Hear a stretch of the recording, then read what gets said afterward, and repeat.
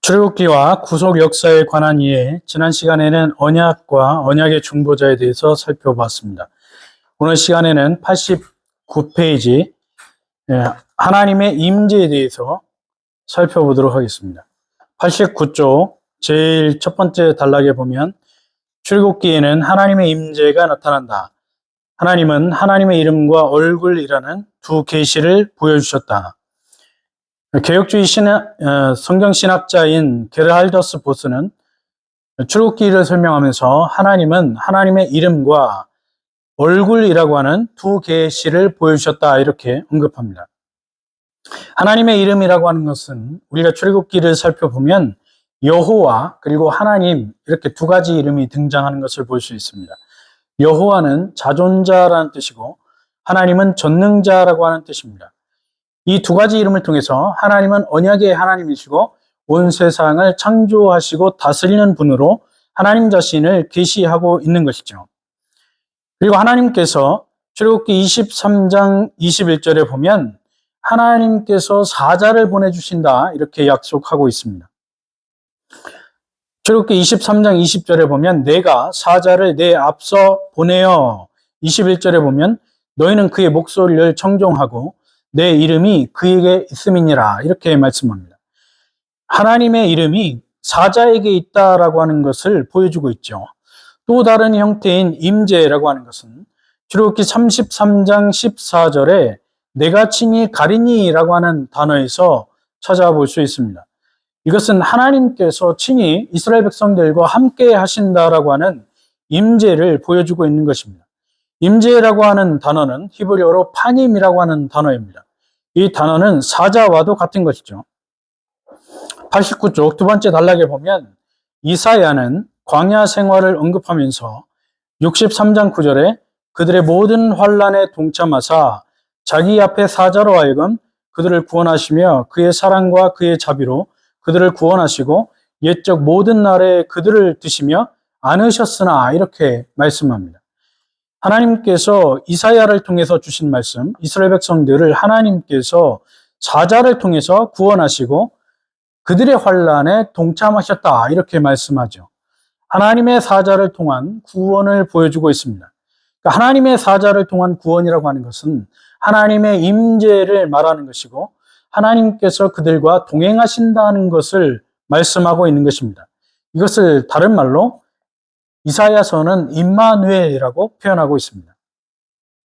89쪽 세 번째 단락에 보면 또한 여호와는 자기의 이름을 성소에 두셨다고 한다. 하나님의 이름이 있는 곳이 그의 거처가 된다는 말이라. 우리가 성경을 대할 때 이 성소라고 하는 단어를 우리가 관심 있게 지켜보아야 합니다.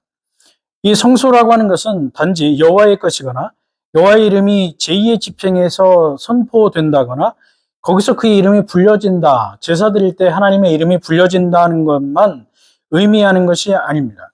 성소라고 하는 것은 하나님께서 성소에 거하신다는 걸 의미하고 그 성소의 주체가 언제나 하나님 여호와라고 하는 것을 우리에게 보여주고 있습니다. 그래서 구약에서 나오는 이 성소라고 하는 개념은 후대에 가면 솔로몬 시대에 하나님의 성전으로 발전하게 되는 것이죠. 그래서 하나님의 성소는 하나님의 임재와 하나님의 동행을 상징하는 것으로 출애굽기, 레위기, 민수기에 나타나게 됩니다. 그래서 이스라엘 백성들이 광야 생활을 할 때 한 곳에 정착하게 되면 그 정착하는 그 모임들 가운데에 하나님의 성소가 반드시 있었고 또 하나님의 명령에 따라서 이스라엘 백성들이 이동할 때, 진행할 때는 하나님의 성소를 중심으로 해서 이스라엘 백성들이 진행하는 것을 보게 되는 것이죠.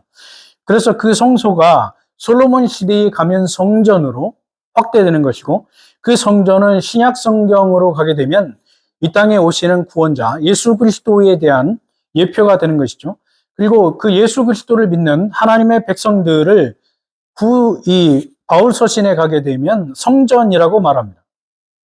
그래서 이 성소라고 하는 개념이 성전으로 또 예수 그리스도로 예수 그리스도 안에서 구원받은 하나님의 백성으로 그리고 하나님 나라로 확대되어 가는 것을 볼 수가 있습니다. 89쪽 네 번째 단락에 보면 이렇게 출애굽기에는 여호와의 임재를 곳곳에서 보여주고 있다. 즉 왕이 그 백성과 함께 하시는 것이다. 왕이라고 하는 것은 이방 나라의 왕은 왕궁에 가만히 앉아 있는 개념으로 이해가 됩니다. 그러나 이스라엘 백성들의 왕은 왕궁에 가만히 앉아 있는 왕이 아니고 백성들과 함께 하시고 전쟁에서도 백성들과 함께 나가서 싸우시는 것으로 그렇게 묘사하고 있습니다. 그래서 전쟁터에서도 이스라엘 백성들에게는 왕이 분명히 있는 것이죠. 그러나 이스라엘 백성들 눈에는 그 왕이 하나님이 보이지 않기 때문에 단순히 여호수아를 기준으로 여호수아를 중심으로 뭉치거나 사사기에 보면 사사들을 중심으로 뭉치게 됩니다. 그러나 그것은 이스라엘 백성들이 눈에 하나님이 보이지 않기 때문에 뭉쳤던 것이고 실제 이스라엘 백성들이 전쟁에서 나가서 싸울 때는 이스라엘 백성들, 인간, 지도자가 아니고 하나님께서 친히 나가서 싸우셨다는 것을 성경은 분명히 우리에게 밝혀주고 있습니다. 그래서 사사기에 나오는 사사들의 전쟁 역사만 보더라도 사사들이 주인공이 아니고 하나님께서 친히 거기서 개입해서 하나님이 싸우고 있다는 것을 사사기 전체에서 곳곳에 우리에게 보여주고 있습니다. 이것이 이집트의 왕 바로와의 전쟁에서 나타나게 되는 것이죠. 그래서 우리가 출애굽기를 자세히 읽어보면 이집트의 하나님은 10가지 재앙을 쏟아붓게 됩니다. 이 10가지 재앙은 이스라엘의 하나님과 애굽의 신들, 애굽이 믿는 신들과의 전쟁으로 그렇게 묘사할 수가 있는데 하나님께서 10가지 재앙을 통해서 애굽이 믿고 있는 10가지 신들은 모두 다 가짜이고 허무하다. 그 신들은 아무것도 능력을 발휘하지 못한다. 쉽게 말해서 가짜라고 하는 것을 10가지 재앙을 통해서 보여주고 있습니다. 그래서 승리자는 하나님이라고 하는 것을 우리에게 가르쳐주고 이스라엘 백성들에게 그 하나님만이 너희들을 구원하고 하나님만이 너희들을 애굽에서 건져낼 수 있다는 것을 확실히 알려주시는 사건이죠. 하나님이 이스라엘의 왕이시고 주인이라고 하는 것을 분명하게 보여주는 사건이 출애굽의 재앙들이었습니다. 뿐만 아니라 출애굽 이후에도 구름 기둥과 불 기둥을 통해서 하나님께서는 이스라엘 백성들을 친히 다스리고 인도하는 모습을 보여주셨습니다. 그래서 이스라엘 백성들에게는 모세가 왕이 아니고 하나님이 왕이라는 사실을 분명하게 깨닫도록 하셨다라고 하는 것이죠. 계속해서 90페이지 이후에 보면 출애굽기의 구조가 나옵니다. 간략하게 설명을 드리면 에드워드 제이 영, 구약학자인 에드워드 제이 영이 구약 총론에서 출애굽기의 구조를 우리에게 보여주는데 그 구조, 그가 밝혀주고 있는 구조 속에 가장 중심에 핵심에 뭐가 있는가 하면 19장부터 24장까지 시내산 언약을 다루고 있습니다. 그러니까 에드워드 제이 영이 볼 때 출애굽기의 내용 중에서 가장 중요한 핵심이 시내산 언약이라고 하는 것이죠. 다음에 글리슨 아처는 5가지로 출애굽기의 구조를 설명하고 있습니다. 그 다음에 총신대학교 신학대학원에서 구약을 가르쳤던 김정우 교수는 구약통전에서 출애굽기의 구조를 3가지로 제시하는데 이 3가지 중에 가장 가운데 있는 내용이 에드워드 제이 영과 똑같이 19장에서 34장에 나오는 시내산 언약이라고 강조하고 있습니다. 그리고 오늘날 미국의 구약학자로 통하는 트램펄 롱맨과 레이먼드 딜라드는 그의 구조, 그의 최신 구약 개론에서 출애굽기의 구조를 3가지로 제시합니다.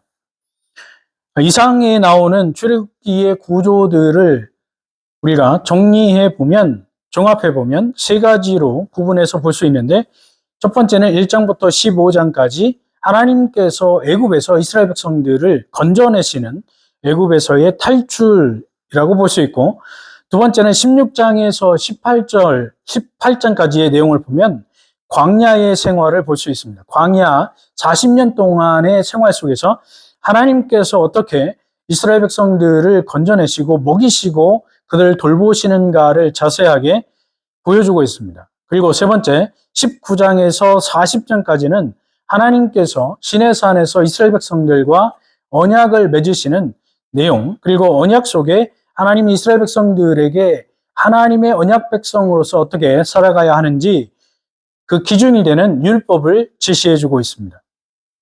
그래서 이스라엘 백성들은 이 시내산에서 주신 언약과 율법을 통해서 하나님의 백성으로서 어떻게 믿음을 지키고 살아가야 하는가를 분명하게 배우게 되는 것이죠. 그러나 광야 40년 동안에 이스라엘 백성들은 언약 백성으로서 하나님의 율법을 바르게 지키지 않았고 그 율법을 지키고 하나님의 백성으로서 살아가야 하는 그 믿음의 생활 속에서도 탈락했기 때문에 하나님께서 약속하신 가나안 땅에 두 사람 외에는 전혀 아무도 들어가지 못했다는 것을 우리가 눈으로 확인하게 되는 것입니다. 다음 시간에는 92페이지 이후에 나오는 출애굽기와 예수 그리스도에 대해서 살펴보도록 하겠습니다. 감사합니다.